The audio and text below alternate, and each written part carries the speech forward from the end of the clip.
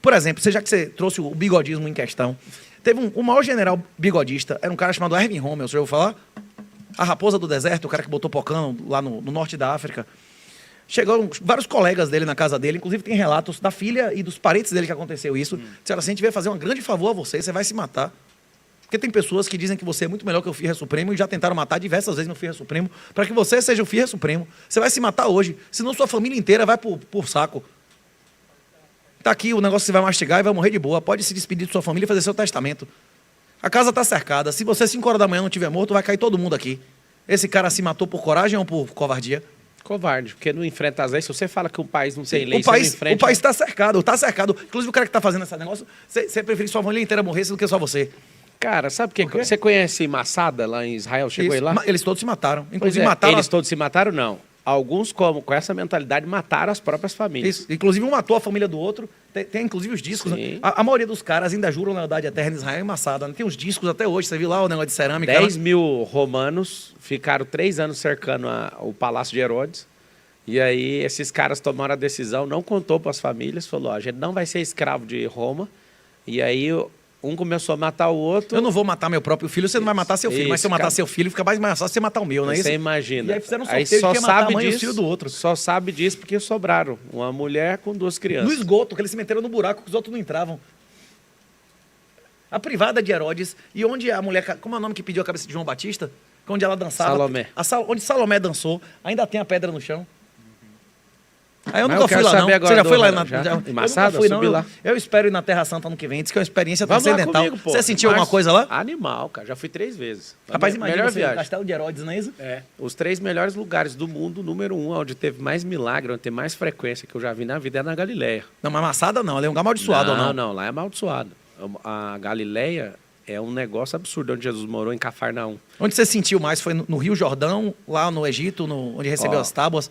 Não, lá não é lá, não. É na Arábia Saudita, provavelmente. O Monte Sinai do Egito, o povo de Israel ficou com ele por vários anos, escavou, não achou nada, devolveu a península do Sinai pro Egito. Eles acham que é na Arábia Saudita agora? Eles acham não, eles têm certeza que é lá. Você foi lá na Arábia Saudita? Ainda não. Na próxima viagem eu vou. Mas já fui no Horeb, no Sinai do Egito, que é muito top, historicamente e tal. Mas como Israel pegou, escavou e não viu nada... E mesmo que não tenha sido o lugar que recebeu as 10 tábuas, é um lugar próximo de Jesus passou. Jesus não foi para o Egito e voltou, não é isso? Ali tem outras histórias, que Elias e tudo. O lugar mais doido da terra é a Galileia. O segundo lugar mais maluco para mim é o Rio Jordão, perto da Palestina ali, que é onde é o Monte da Tentação. Onde Jesus mesmo foi batizado. Tem uma certa polêmica onde é o lugar exato, não é isso? Mas tem um trecho, né? Mas lá é o lugar onde Jesus foi batizado, o lugar onde o rio parou para o povo de Israel passar. Ali o Elias foi levantado no Redemoim. E ali o Naum, que é do exército vizinho, ele veio e deu aqueles 7 pulos no rio lá. Naamã pulou, deu 7 pulos no rio no mesmo lugar. Esse lugar tem uma frequência monstra. E o terceiro é lá na Grécia, na ilha de Patmos. Onde João viveu 40 anos. Eu fui lá. Onde ele recebeu a revelação de Apocalipse. Toda. Ali você tem que ir, viu, tio? A ilha de Patmos, você sentiu uma coisa poderosa. Animal. E depois você pega um barquinho ali de uns 40 minutos e vai lá para 7 igrejas de Apocalipse na Ásia Menor. Ali é onde você vê a história inteira. Um negócio que eu ia lhe perguntar sobre as cartas, porque é isso, as cartas têm um monte de coisa que não tem na Bíblia, e as cartas falam várias vezes que a mulher deve ficar calada na igreja e não deve exercer autoridade sobre o homem. Seu entendimento teológico... Não a carta de Apocalipse não, né? Você não, tá falando as cartas Paulo de Paulo, isso. Tem várias cartas que ele diz que a mulher deve ficar calada na igreja, que ela não deve exercer autoridade sobre o homem. Ele fala isso em Corinto, eu vou te explicar por quê. Tem Coríntios e tem, como é o nome do outro? Timóteo, não é isso? Tá, e Timóteo é discípulo dele. Ele chega em Corinto, o que está acontecendo? Ali tem uma conversão em massa de prostitutas, e as prostitutas são faladeiras. E elas converteram numa noite e queriam opinar no outro dia. Então, o contexto histórico disso é para falar, fica na sua, você acabou de chegar, então você não tem que falar. Não é essa proibição. Se for pegar o contexto judaico, na genealogia, dificilmente você vai ver mulher sendo contabilizada. Existe um processo, é isso que eu quero te falar. Existe um processo de desvalorização ao longo dos séculos que está sendo cobrado agora. Foi só uma coincidência, não tem nenhum dos 12 apóstolos mulher, então. Não é que é coincidência, é porque os judeus é desse jeito. A mulher ficava em casa mesmo. A minha esposa, ela não trabalha, ela fica em casa. Minha casa tem 11 funcionários, tem governanta, e ela gerencia Você acha que tudo. a Bíblia, quando Timóteo diz que nenhuma mulher deve exercer nenhuma autoridade sobre o homem, não proíbe a mulher ser pastora? Cara, é porque não é hierárquico. Se você ficar confundindo, o casamento não é relação hierárquica. Não. Não é verticalizado. Não, a gente não está homem na falando de frente. casamento. A gente não está falando de Mas casamento. é porque a mulher, a posição é essa. Sim, mas a gente não está falando de casamento, está falando da comunidade religiosa, não é isso ou não? Nós estamos falando o seguinte, é impossível falar de homem e de mulher e não falar de casamento, porque na hora que Deus cria tudo em Gênesis 1, ele já cria o homem. Em Gênesis 2, ele já forma o homem e depois forma a mulher. Os dois foram criados no mesmo ato e na mesma pessoa. Sim. Não, a mulher foi criada depois, não é isso? Negativo. Como não? Eu te explico. No capítulo 1 está falando criar, no 2 está formar. A diferença de criar e formar é um absurdo. É por isso que muita gente está assistindo agora e não prospera. Porque eles criam mentalmente uma coisa, mas não formam aquela coisa. Então você vai pegar o capítulo 1. O capítulo 1 é criação, o 2 é formação e o 3 é a queda. Quando Deus cria o homem, em Gênesis 1, 26, façamos o homem a nossa imagem e semelhança e domine ele sobre os animais do céu, da terra e da água, e dá o comando de abençoar eles, frutificar, multiplicar e encher a terra, ali é criacional. Quando você vai no 2:7 ou 2:17, lá fala, e Deus forma o homem do pó da terra. Eu vou te dar outra curiosidade. O meu quarto lugar favorito do planeta Terra, sabe onde é? Não faço ideia. Tanzânia, cratera Ngorongoro. Esse lugar provavelmente é o Éden. 30 quilômetros de lá. Mas por quê? Qual a evidência Eu desse te lugar, falo, Éden? eu te falo. Você vai pegar o capítulo 1 e 2 de Gênesis, e quando você entra no 3, você está vendo toda a queda. Deus não fechou o jardim. Ele Expulsou. Não. Deus faz Adão fora do jardim. Está escrito. Se Deus quiser, eu abro aqui e te mostro. Ele faz o homem fora do jardim e coloca o homem no jardim. Quando ele fecha, ele não fecha o jardim, ele fecha o caminho para a árvore da vida. Por que provavelmente é lá?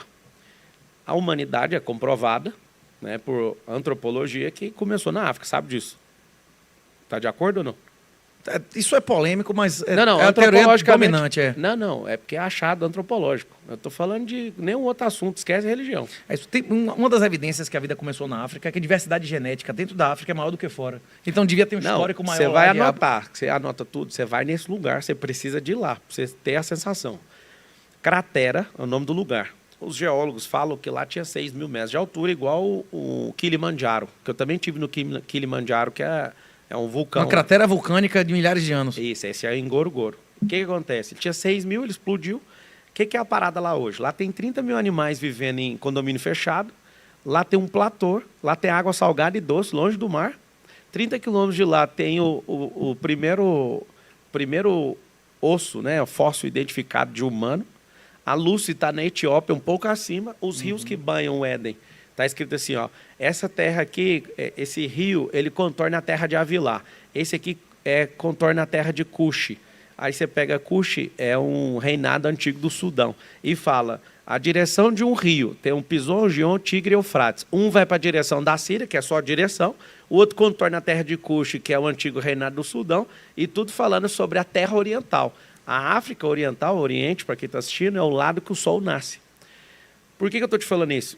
Meu rolê, esse ano eu fiz 27 viagens internacionais. E eu fui para lá por acaso, velho. Eu estive na Angola, onde eu estou ajudando a construir uma cidade, já tem alguns anos. Estive na Nigéria para acessar um mover de Deus lá do Paul Enoch, que é o pastor de lá, que tem uma igreja com 100 mil lugares, um negócio absurdo. E desci para esse lugar. Aleatório, só senti. Um dia eu estava orando, aí veio no meu coração assim, vai num safari. Eu falei, vou perder meu tempo em safari, coisa nenhuma. Aí eu ia para a África do Sul e um monte de cara falou, vai na Tanzânia, vai na Tanzânia. Quando eu chego lá, os animais convivem em harmonia. No buraco que você está falando. Nesse buraco.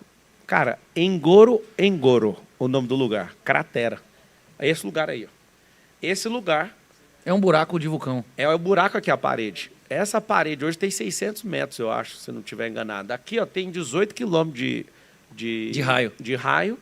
E aqui tem água salgada e doce, e os Big Five estão aqui dentro. Tem tudo aí. Por que é desvalorizado? Porque é africano. Agora, e o Timóteo? Por que na carta de Timóteo ele afirma que a mulher não deve usar autoridade sobre o homem? Você não acha que o cara fica efeminado recebendo ordem da esposa? Então, tem 3 tipos de homem. Tem o efeminado, tem o afeminado E tem um virilizado, o efeminado e o emasculado. A maioria das pessoas que estão assistindo são emasculadas. O cara não é efeminado, ele só não é homem, né? E não é que ele não é homem, ele não tem pujança, não é mordedor de quina de parede. Isso não exerce os papéis, não é isso? Isso, é o cara que tem medo de barata, não troca lâmpada, não dá conta de desenroscar não te trocar um pneu, pô, o cara não dá conta. O que é o perfil? O cara que é efeminado, ele copia mulher. Ele quer ser uma mulher. Não é que ele quer. Pode ser um ambiente, pode ser abuso sexual, pode ser hormônio, pode ser um monte de coisa. Foi criado num ambiente que só tinha mulher. Não Todas é as só professoras isso. dele foram mulheres. Mas você pode querer uma coisa que você nunca viu. Isso é preponderância, não é dominante. Mas você pode querer uma coisa que você nunca viu. Isso é correlação. Não, eu sei, mas isso tem um monte de cara que é criado só com mãe e o cara é virilzão. Por quê? Porque ele consegue sintonizar numa figura paterna. Não, se em algum lugar ele viu aquilo. Não, se ele viver só com mulher e ele tiver um cara que ele sintoniza a frequência, isso, vai ele embora. tem que ter um modelo. Se ele nunca viu... Claro. Mas se ele não viver com ele, ele também consegue. Então tem um cara que é efeminado. O cara que é efeminado, ele copia o comportamento feminino. O emasculado, ele repudia o pai e idolatra a mãe. Você sabe o que acontece? Agora, quem está assistindo a gente, a mulher que é casada com um efeminado, ele repudia você e idolatra a mãe dele. Ao invés de vocês ficarem me xingando aqui agora, eu podia criar uma solução agora na sua vida. Por que a mulher casou com um emasculado? Você sabe ou não? É perfil psíquico. Não, depende. Inclusive, tem muitas mulheres que querem exercer o papel de homem. Você acabou de responder. Ela só casou com um emasculado porque ela é virilizada. Uma mulher masculina. Não, tem mulher viril, feminina e a mulher masculinizada. A viril, ela é aquela mulher, pode ser toda bem arrumada, só que ela quer exercer governo. Aqui nós vamos criar uma diferença. Se a mulher ganhar 10 vezes mais que o cara, quem é que vai mandar dentro de casa? É ela. Se a referência de governo for só financeira, ela governa, mas não é só isso também. O que eu estou te falando, cara, nós somos filósofos. A galera vai ficar louca aqui agora, né? A gente está aqui pensando e fazendo um monte de gente sair desse método automático e começar a pôr o cérebro no modo manual. A gente tem 86 bilhões de neurônios. Imagina uma máquina dessa aqui, um barrinho falante, com 37 trilhões de células, 86 bilhões de neurônios, só que a maioria dos neurônios não funciona. Os caras não usam 2% da cabeça. Funciona, mas o cara não usa, né? Então, mas funciona, a função é cumprir plenamente o que foi designado. Não funciona. Nunca foi nem acionado. Quem não construiu riqueza, até hoje, não pegou a ilha da riqueza para funcionar. O cara que não desenvolveu comunicação, até hoje, ele está longe da realidade. O cara pode comunicar calado, velho. Um homem de verdade tem presença de comando, ele consegue governar calado. Não, na doutrina oficial da Polícia Brasileira, o uso progressivo da força, falar é o 5º passo. A presença já é o 3º, não é isso? Tem vários, até você utilizar, não é isso? A fala, tem vários níveis antes, inclusive a presença, o olhar, não é isso? Você tá no lugar é uma coisa, você olhar é outra, não é isso? Agora você que está assistindo, olha lá, um cara escreveu assim, se ele é filósofo, eu sou o novo papa. Na sua casa você pode ser o que você quiser, cara. Você não deve ter um seguidor para falar que você é papa. Não, e quantos diplomas tinham Aristóteles, Platão e o professor Olavo de Carvalho? Quantos diplomas tinham de graduação, de doutorado, você vai pegar, por exemplo, o cara brilhante hoje no Cabo Canaveral, que é o Willan. Ele não tem diploma de engenharia, foi estudar engenharia espacial e deu o bypass na NASA. A NASA é cliente dele agora. Aí todo mundo criticou, falando que ele era um idiota, e agora ele consegue levar o foguete 10 vezes mais barato, sem um diploma de engenharia, e caiu para cima. Pablo, voltando para a política, você concorda que o governo de Bolsonaro... Você concorda que o governo de Bolsonaro foi de esquerda? Vamos terminar o assunto, aí você parte para outro. Seguinte, a parada dos 3 perfis. Uma mulher, quando ela quer governar a casa, não a casa institucional, a casa física, mas é porque tem 3 perfis família, de tudo. Não, tem 3 perfis de tudo. Tem um negócio chamado morada, tem um negócio chamado lar, tem um negócio chamado casa. Casa é pedreiro que constrói, tem um monte fechado aqui, Alphaville. Inclusive, estou comprando. Se estiver abaixo do preço, manda para mim aí. Segundo, tem o lar. O lar é a alma. É onde tem uma família ali dentro e está nutrindo respeito e cada um está exercendo sua função. Se for saudável, vai ter um lar. Morada é onde habita o espírito. Quando você não invoca Deus como espírito, pode ficar tranquilo que tem outro espírito ali dentro rodeando vocês. Ou por opressão, ou por potestade, ou por tudo que você tiver genético, você vai carregando uns dos outros aí. Então, o que acontece? Se você quiser ser saudável, não é que a gente está impondo o modelo ideal para você, não. Só experimenta o nosso para ver se não é melhor que o seu. A mulher, ela produz domínio, o homem produz governo. Para quem não entende, se fosse uma matéria saudável, nosso poder tripartido, os filhos são o legislativo ali, igual hoje, os deputados, eu explico. Eu tenho 4 filhos. 2 mais velhos são os senadores, os 2 mais novos são os deputados. Deputado não serve para nada, só para ficar enchendo o saco. Os dois mais velhos conseguem exercer pressão. A esposa é o STF, apesar que o nosso hoje passou do ponto. E tem o presidente da República. Eu sou o presidente. Eu E a tô pronto lei pra morrer. é a Bíblia. A lei é o que Deus falou. Então, o que é a parada essa questão saudável? A mulher que é sábia, ela exerce domínio. Esse domínio ele é muito tênue a diferença.